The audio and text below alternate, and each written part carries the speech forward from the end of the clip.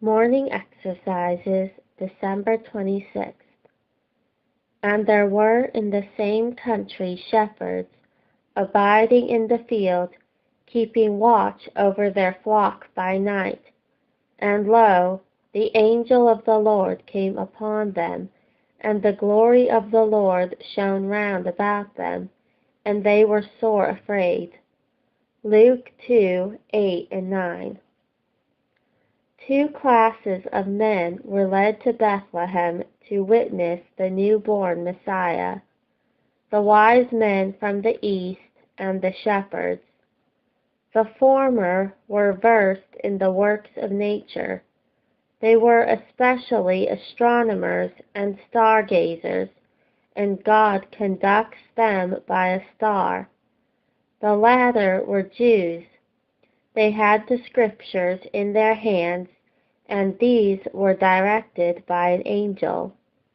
God has various methods of manifesting himself to his creatures, but none of them are arbitrary.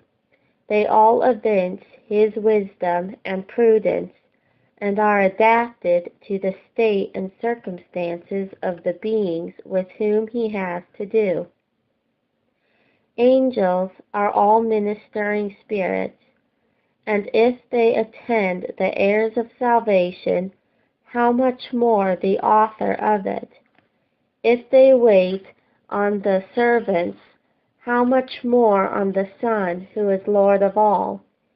When he bringeth his first begotten into the world, he saith, And let all the angels of God worship him. He was seen of angels. We might have expected that this glorious messenger would have been sent to persons of rank and authority, to the rulers, to the doctors of the law, to the ministers of the sanctuary, to Herod, to the high priest.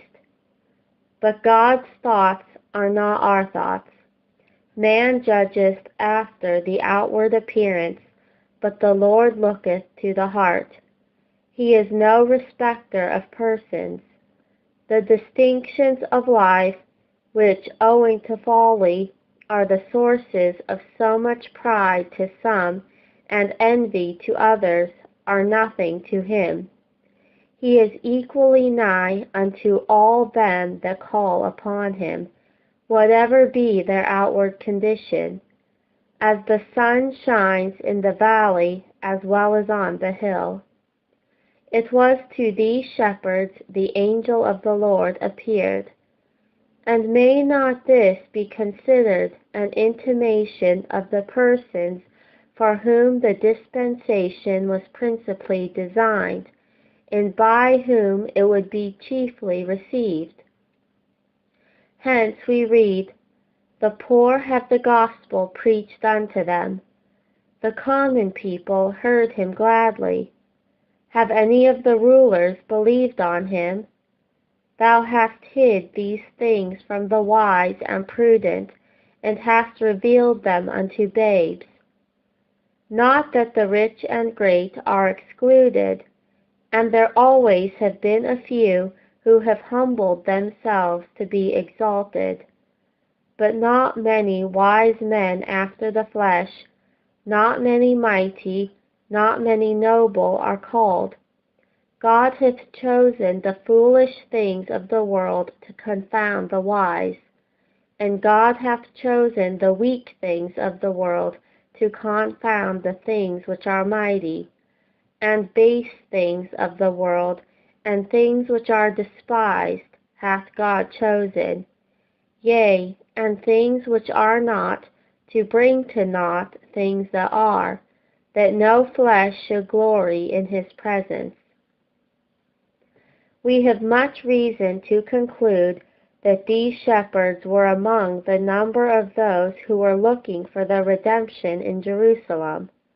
While many of their countrymen in sealed houses were seeking their consolation in the world, they, like Simeon, were waiting for the consolation of Israel.